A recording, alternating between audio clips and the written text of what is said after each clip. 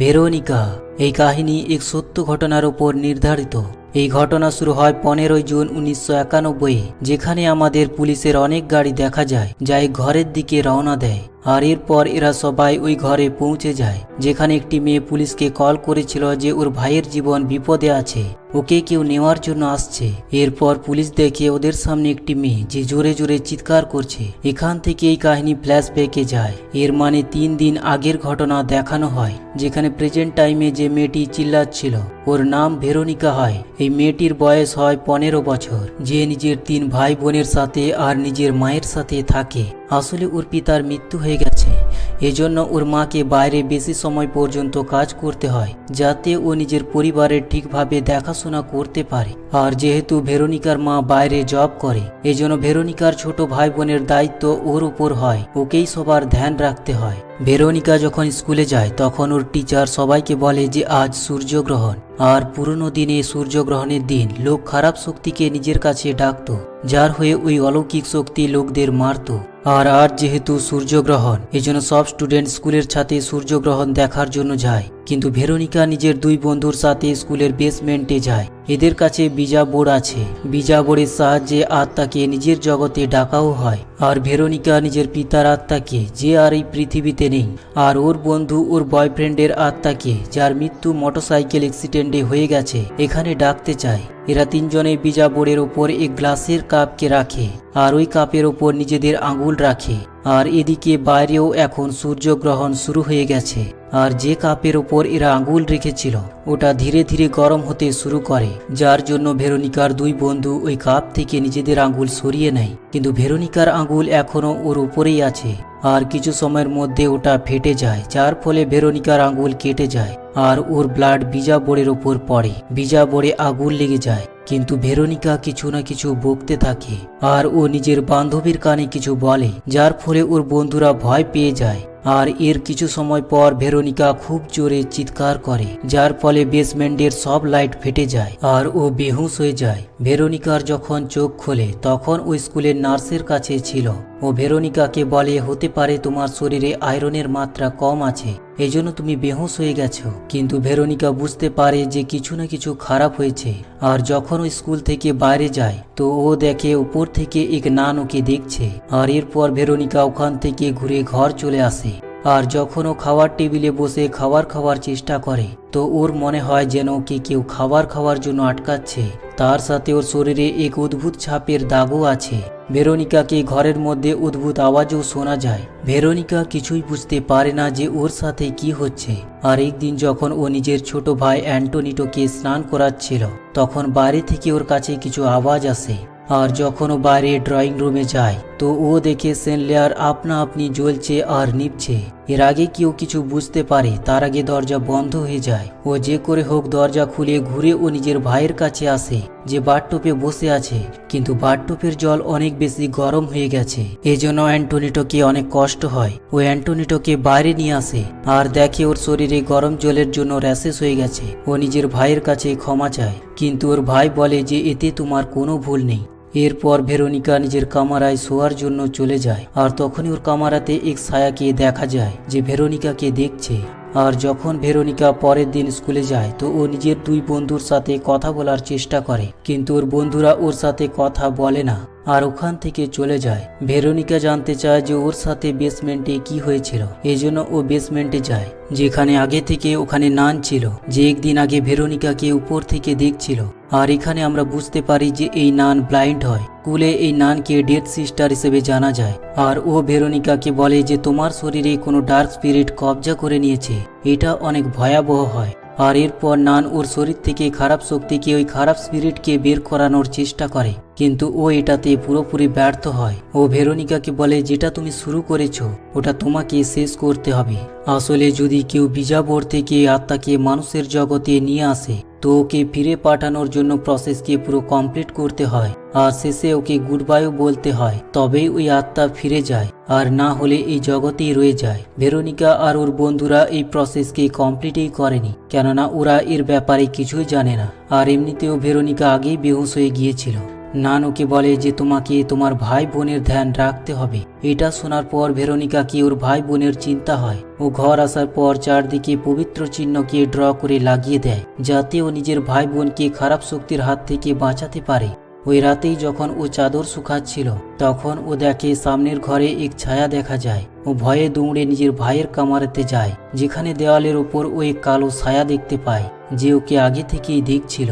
ওই ছায়া নিজের হাত বাড়ায়। ভেরোনিকা এখানে যত পবিত্র চিহ্ন লাগিয়েছিল, ওই ছায়া সবকে জ্বালিয়ে দেয়। এরপর ও ভেরোনিকার ভাইয়ের ওপরও অ্যাটাক করে। ভেরোনিকা ভয় পেয়ে ওর ভাইকে ওঠায়। ওর ভাই বলে যে তুমি আমার উপর হামলা করেছো। এই ঘটনার পর ভেরোনিকা পুরোপুরি ভয় পেয়ে যায়। এই জন্য ও ঠিক করে যে ও নিজের ভাই বোনকে নিজের সাথেই শোয়াবে। তখনই ও এক ছায়া দেখতে পায়, আর যখন ও ছায়ার পিছনে যায় তো ও দেখে ওর মতোই আরো অনেক ছায়া ওখানে আছে। ভেরোনিকা পবিত্র ক্রস উঠিয়ে ওখানে দাঁড়িয়ে যায়। ওর ভাই বোনও ওর কাছে এসে যায়। আর তখনই দরজার পেছনে এক ছায়া দেখা যায়, যে দরজা খুলে দেয়। আর যখনই দরজা খুলে তো ওরা দেখে ওখানে ওর মা দাঁড়িয়ে আছে, যে নাইট শিফট থেকে সবে মাত্র বাড়ি ফিরছে। ও ভেরোনিকাকে এরকম করার জন্য বকাবকি করে। ও বলে তুমি এরকম করলে তোমার ভাই বোনকে ভয় পাইয়ে দেবে। আসলে ও জানে না যে ভেরোনিকার সাথে কি হচ্ছে। আর যখন ভেরোনিকা শুয়ে যায় তো ওকে এক ভয়ানক স্বপ্ন আসে। আর তখনই ভেরোনিকার চোখ খুলে যায়। আর যখন ও মেট্রেসকে উঠিয়ে নিচে দেখে তো ওখানে কিছু জ্বলে যাওয়ার ছাপ ছিল, যেখানে এক আকৃতি তৈরি হয়েছে। এরপর ও নিজের ভাই বোনের ম্যাট্রেসকেও উঠিয়ে দেখে, যেখানে একই রকমের জ্বলে যাওয়া আকৃতি ছিল। আর এটা দেখে ও ভয় পেয়ে যায়। আর একবার ও আবারও স্কুলের নানের কাছে যায়, যাকে সিস্টার ডেথ নামেও জানা যায়। ভেরোনিকা ওকে সবকিছুর ব্যাপারে বলে। ওই নান ভেরোনিকাকে বলে, যখন আমি ছোট ছিলাম তো আমাকেও এরকম স্বপ্ন আসতো, যার ফলে আমি অনেক বেশি ভয় পেয়ে থাকতাম। এজন্য আমি আমার চোখ ফুঁড়ে দিয়েছি, কিন্তু এর কোনো লাভ হয়নি, কেননা আমি আজও ওকে দেখতে পাই। আর যদি তুমি ওই খারাপ স্পিরিট থেকে নিজেকে আর নিজের পরিবারকে বাঁচাতে চাও, তবে তোমাকে আবার বিজাবরের সাহায্যে ওই জগৎকে খুলতে হবে, যে জগৎ থেকে খারাপ স্পিরিট এই জগতে এসেছে। আর ওই কাজ তোমাকে পূরণ করতে হবে, যে কাজ তুমি আগের বার পূরণ না করেই রেখে দিয়েছিলে। তোমাকে এইবার স্পিরিটকে গুড বাই করতে হবে, যার ফলে ও নিজের জগতে চলে যাবে। আর এখন ভেরোনিকা বুঝতে পেরে যায় যে কিভাবে ওই খারাপ শক্তি থেকে নিজেকে আর নিজের পরিবারকে বাঁচাতে পারবে। এজন্য ও ওই পার্টিতে যায়, যেখানে ওর ওই দুই বন্ধু ছিল, যাদের সাথে ও আগের বার বিজাবরের সাহায্যে অন্য জগতের রাস্তা খুলেছিল। ভেরোনিকা ওদের কাছে সাহায্য চায়, কিন্তু ওরা আর এই কাজে ওর সাথ দিতে চায় না। আর তখনই ওই মেয়েটি, যার কানে ভেরোনিকা কিছু বলেছিল, ও ভেরোনিকাকে বলে যে তুমি আমার কানে বলেছিলে যে আমি 5 দিনের মধ্যে মারা যাব। আর এরপর ভেরোনিকা ওখান থেকে ঘুরে নিজের ঘর চলে আসে। আর ও যে করে হোক ওই খারাপ শক্তি থেকে মুক্তি পেতে চায়, নিজের পরিবারকে বাঁচাতে চায়। আর এই জন্য ও ঠিক করে যে এইবার ও ফ্রেন্ডসের বদলে ও নিজের সিস্টারদের বিজাবরের সামনে বসাবে।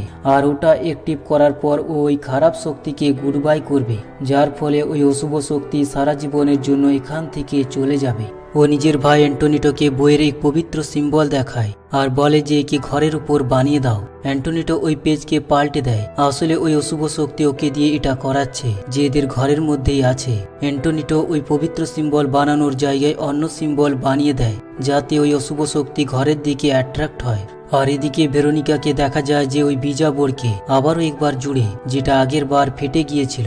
এরপর ওর উপর কাঁচের গ্লাসকে রাখে আর ও নিজের সিস্টারকে সামনাসামনি বসায়। এরা তিনজনে গ্লাসের উপর নিজেদের আঙ্গুল রাখে, যেভাবে এরা আগের বার রেখেছিল। আর এরপর এরা অন্য জগতের দরজাকে খোলে আর ওই খারাপ শক্তিকে, অশুভ স্পিরিটকে গুড বাই করে। কিন্তু ওই স্পিরিট এদের গুড বাই করতে বারণ করে দেয়। আর এরপর স্ক্যান্ডেল নিভে যায়। আর যে গ্লাস বিজাবরের ওপর ছিল ওটা আপনা আপনি গড়ে দরজার কাছে চলে যায়। ঘরের সব লাইটও বন্ধ হয়ে যায়। আর এখন ভেরোনিকা অনেক বেশি ভয় পেয়ে যায়। আর এই জন্য ও পুলিশকে কল করে আর বলে যে আমার ভাইয়ের জীবন ঝুঁকিতে আছে, খুব জলদি এখানে চলে এসো। আর এখান থেকেই এই গল্পের শুরু হয়েছিল, যখন ভেরোনিকা পুলিশকে কল করে নিজের ঘরে সাহায্যের জন্য ডেকেছিল।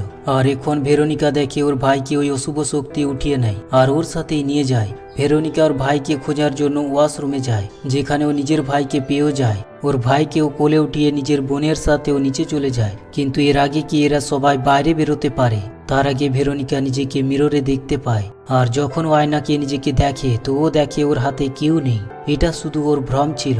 এটা দেখে ও ভয় পেয়ে যায়, কেননা ওর ভাই এখনো ওই ঘরের মধ্যে আছে। এজন্য ভেরোনিকাকে আবারও একবার ওই ঘরের মধ্যে যেতে হয়। আর যখন ও ঘরের মধ্যে যায় তো উপর থেকে সব জিনিস নিচে পড়তে শুরু করে দেয়। ভেরোনিকা ওই জায়গায় পৌঁছে যায় যেখানে ওর ভাই লুকিয়ে আছে। ভেরোনিকা ওকে ওর সাথে যাবার জন্য বলে, কিন্তু ওর ভাই সরাসরি বারণ করে দেয়। ও বলে, আমি তোমার সাথে যেতে চাই না। আর তখনই ভেরোনিকা নিজেকে ভেঙে যাওয়া কাঁচের মধ্যে দেখতে পায়। কাঁচের ওপাশে ও নিজের ছায়াকে দেখতে পায়। ভেরোনিকা বুঝতে পেরে যায় যে এই অশুভ স্পিরিট ওর শরীরের ওপর কবজা করে রেখেছে। আর আজ পর্যন্ত ওর ঘরে যা কিছু ঘটনা ঘটেছে, ওর ভাই ওর বোনের ওপর যতবার অ্যাটাক হয়েছে, ওগুলো ও নিজেই করেছে। ওর মন, ব্রেন, ওর শরীর সবকিছু ওই অশুভ শক্তির কবজাতে আছে। এই জন্য কোনোদিন এই কথা জানতে পারেনি, কিন্তু এখন ও এই কথা জানতে পেরে গেছে। এই জন্য ও জানে যে ও নিজেকে যতক্ষণ পর্যন্ত না মারে ততক্ষণ পর্যন্ত ওর পরিবার এই অশুভ শক্তির কাছ থেকে রেহাই পাবে না। এজন্য ও নিজেকে মারার জন্য চেষ্টা করে, কিন্তু ওই স্পিরিট ওকে থামিয়ে দেয় আর হাওয়াতে উঠিয়ে ওকে টর্চার করতে শুরু করে দেয়। আর ঠিক ওই সময় পুলিশ এখানে চলে আসে। ভেরোনিকার এমন অবস্থা দেখে ওরা ঘাবড়ে যায়, কেননা ও হাওয়াতে ভেসে আছে আর ছটফটাচ্ছে। আর কিছু সময়ে ও নিচে পড়ে যায়। এরপর ভেরোনিকাকে অ্যাম্বুলেন্সে হসপিটালে নিয়ে যাওয়া হয়। আর এদিকে ঘরের ডিটেকটিভকে দেখা যায় যে ওই ঘরে ইনভেস্টিগেট করছে। আর তখনই ভেরোনিকার ফটোতে আপনা আপনি আগুন লেগে যায়। আর ঠিক ওই সময় ওর কাছে কল আসে আর বলা হয় যে ভেরোনিকার মৃত্যু হয়ে গেছে। ডিটেকটিভকে এর ব্যাপারে কিছুই বোঝা যায় না। ও 5 বছর পর্যন্ত কিছুই বুঝতে পারে না যে ও এই কেসকে কিভাবে এক্সপ্লেন করবে। আর 5 বছর পর ও ভেরোনিকার কেসের ফাইলে লিখে যে এক প্যারানর্মাল অ্যাক্টিভিটির কেস ছিল। এরপর এই কেসকে বন্ধ করে দেওয়া হয় আর ওই কেস ফাইলের উপর নির্ধারিত করে এই ফিল্ম বানানো হয়েছে। তো এটা ছিল ভেরোনিকা মুভির সত্য ঘটনার উপর নির্ধারিত ফিল্ম। এই মুভি 2017-তে রিলিজ হয়েছিল আর এর IMDb রেটিং 6.2। আপনাদের এই ধরনের ভিডিও যদি পছন্দ হয়ে থাকে তাহলে উপরে দেওয়া ভিডিওটি দেখতে পারেন।